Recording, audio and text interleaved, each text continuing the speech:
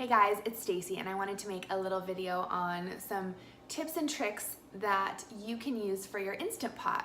And if you don't have one yet, or maybe you've been thinking about getting one, I will put the information below on the one that I have and the one I love, and also some of my favorite seasoning links and one of my favorite recipes for fall. So that being said, make sure to like this video, subscribe to my channel, and then follow me on Instagram at Stacy Rody because I always post random food creations and I save my favorite recipes to my highlights so you can snoop my stories and see what gluten-free recipes you may be able to recreate. Because if you're like me, I love to eat, but I'm gluten-free, so I have to plan my meals, I have to prep, and I really like eating whole foods, and I don't ever eat fast food, so I like having things quick and ready and handy, but also that are super healthy.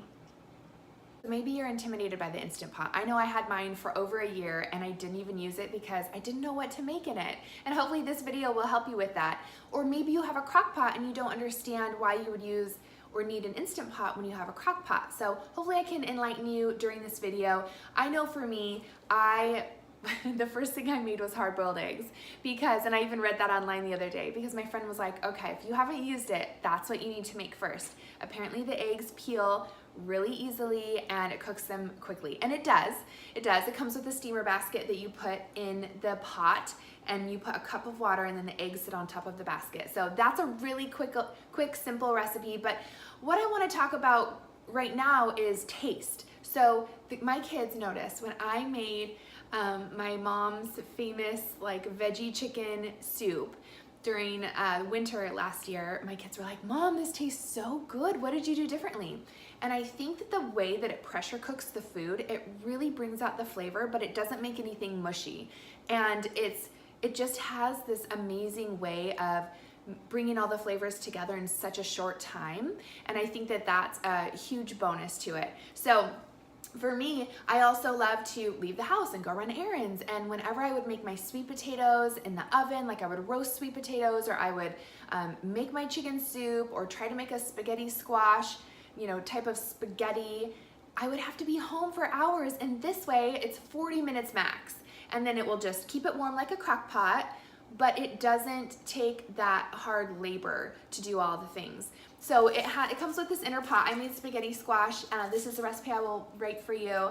So what I will do, and what keeps it so nice, is you don't have to clean a bunch of things. You don't have to saute in a pan and then add it to the crock pot. You can literally use this and that and some cutting boards and your knives, and that is all. So for this, I would steam the squash for 7 minutes. And if you don't know how long, you just Google it and say, how long does spaghetti squash take in an Instant Pot? And it'll tell you, recipe will pull up really quickly, right?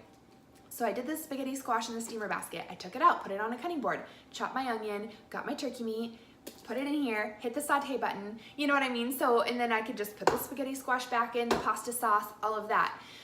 So before, when I would make my sweet potatoes, I would have to cube them, put them in a bunch of oil, roast them in the oven for a long time. Now I clean them, I cut them in half, I put them in the steamer basket in the Instant Pot. I think it's 7 minutes, and they cook beautifully. I think it's 7 or 10 minutes.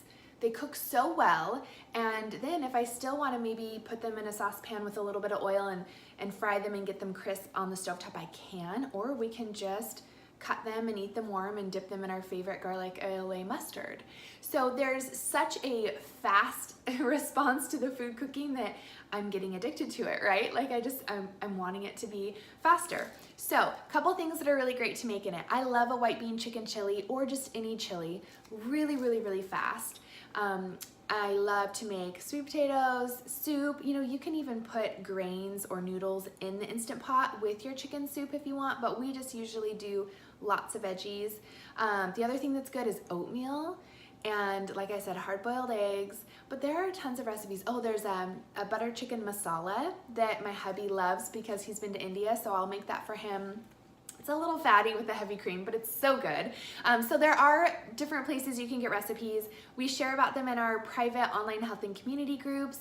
that you can join when you join a health challenge or a fitness challenge with me. And then there's also a Facebook community that you can search that will give you recipe ideas as well. So there's never an end to ideas, but I hope this helped you. Again, the links will be below so that you can snag your own or put it on your Christmas list and just send the link to your mom and have her get it for you.